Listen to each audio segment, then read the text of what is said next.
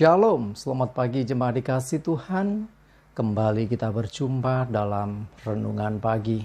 Mari pagi hari ini kembali saya mengajak kita semua untuk merenungkan firman Tuhan. Supaya dengan melalui firman Tuhan, hidup kita akan terus dibangun. Dan kita pun akan semakin bertumbuh, diteguhkan dan dikuatkan dalam iman dan pengharapan. Sebab firman Tuhan adalah kebenaran. Firman Tuhan sumber kekuatan. Firman Tuhan pedoman dan penolong bagi kita. Bahkan firman Tuhan jugalah yang akan senantiasa menuntun kita dan menerangi setiap langkah hidup kita.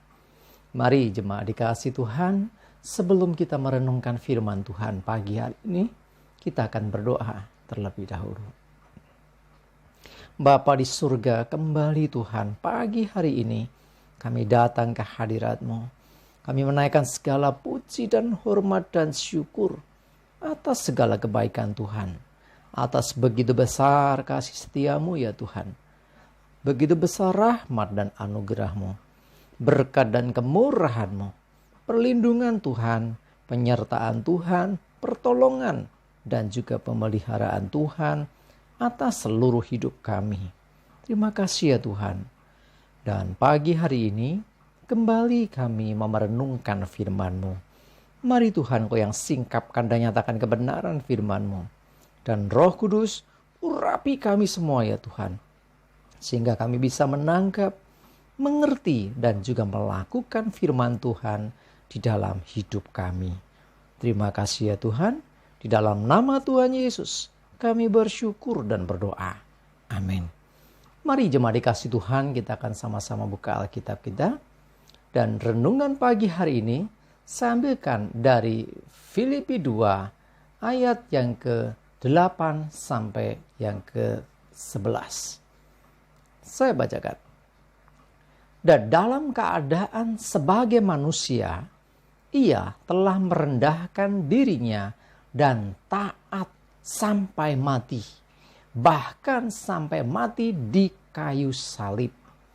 Itulah sebabnya Allah sangat meninggikan dia dan mengaruniakan kepadanya nama di atas segala nama, supaya dalam nama Yesus bertekuk lutut segala yang ada di langit dan yang ada di atas bumi dan yang ada di bawah bumi, dan segala lidah mengaku Yesus Kristus adalah Tuhan, bagi kemuliaan Allah Bapa.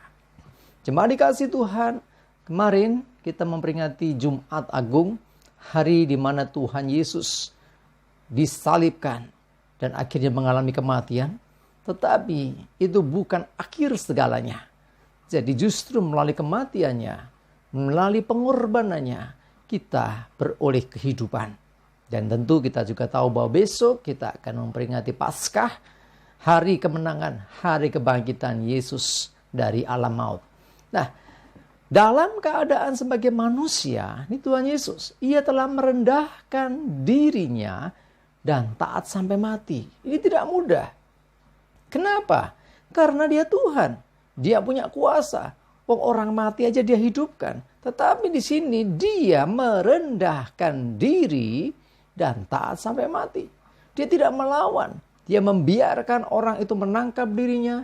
Dia tidak melarikan diri. Dia tidak melakukan pemberontakan atau perlawanan sama sekali. Padahal dia bisa kalau dia mau. Ini yang luar biasa. Inilah bukti kemenangan. Yesus menang adalah ketika dia tidak melawan ketika ditangkap. Dan tidak memberontak dan tidak menyerang. Tetapi dia justru merendahkan diri, bahkan sampai mati, dan gak main-main. Matinya di kayu salib. Artinya apa? Padahal kita tahu bahwa salib bicara tentang penghukuman. Zaman dahulu orang kalau dianggap bersalah dan hukum menetapkan dia memang bersalah dan kesalahannya tidak terampuni, maka dia dijatuhi hukuman mati. Dan hukuman mati pada zaman dahulu adalah dengan disalib. Dengan kata lain, Yesus dianggap bersalah dan kesalahannya tidak terampuni menurut hukum. Padahal hukum waktu itu ya, di tangan Pilatus. Pilatus mengatakan ya tidak mendapati kesalahan. Nah, tetapi orang banyak mendesak dia sampai akhirnya Pontius Pilatus dia cuci tangan. Ya, aku tidak bertanggung jawab atas darah orang ini. Ya, karena Pilatus tidak mendapati kesalahan Yesus yang mana dia harus hukum mati. Tetapi sekali lagi desakan orang banyak. Dari balik itu semua ada rencana Tuhan. Memang Yesus harus mengalami itu semua. Karena apa? Dia menanggung dosa umat manusia. Nah, karena itulah dia taat. Dia punya kuasa. Dia mengosongkan diri. Dia merendahkan diri. Dia tidak gunakan kuasa untuk menghancurkan orang-orang yang menangkap dia. Kita tahu bahkan waktu ditangkap itu pun ada satu prajurit yang telinganya terpotong oleh pedang. Akhirnya Yesus melakukan mujizat. Ditempelkan telinganya. Pulih lagi. Nah, artinya apa? Ada kuasa dalam diri Yesus. Sampai ditangkap masih kuasa itu ada. Tetapi dia tidak melawan. Bahkan ketika dia dianiaya, dicambuk, dan sampai akhirnya disalibkan. Dan lebih dari itu kalau kita baca, Yesus menyerahkan nyawanya. Kalau enggak bisa mati, dia Tuhan kok. Tetapi ingat bahwa Yesus ini adalah Tuhan yang jadi manusia. Artinya punya daging, punya tubuh. Nah, tubuh inilah yang mati pada akhirnya. Ya, jadi sekali lagi, itu pun karena Yesus yang menyerahkan nyawanya. Nah, itulah bukti ketaatan dia. Taat sampai mati, bahkan di atas kayu salib. Karena hal itulah maka dia dipermuliakan. Ya, jadi dia pun dalam namanya tunduk dan bertekuk lutut segala kuasa yang di langit, di atas bumi dan di bawah bumi. Artinya apa? Segala kuasa tunduk dalam nama Yesus. Ya, dan biarlah semua lidah akan mengaku Yesus Kristus adalah Tuhan. Jadi artinya di sini Yesus melakukan semua itu karena menggenapi akan apa yang menjadi ketentuan Tuhan sendiri. Tujuannya adalah menyelamatkan umat manusia. Itu satu-satunya jalan, yaitu dengan dia menanggung dosa dan mati di atas kayu salib. Kita patut bersyukur untuk pengorbanan Tuhan Yesus. Dan kalau Tuhan menyatakan cintanya dengan mau mati untuk kita, bagaimana kita menyatakan cinta kepada Tuhan? Apakah kita juga mau memberikan hidup kita kepada Tuhan? Ayo, kita bangkit. Yesus berkuasa. Dan dalam nama Yesus bertekuk lutut segala kuasa. Dan kuasa itu diberikan kepada kita, anak-anaknya. Amin, kita berdoa. Tuhan, terima kasih. Kami bersyukur untuk pengorbananmu yang luar biasa. Kemarin kami memperingati Jumat Agung, hari di mana Engkau disalibkan.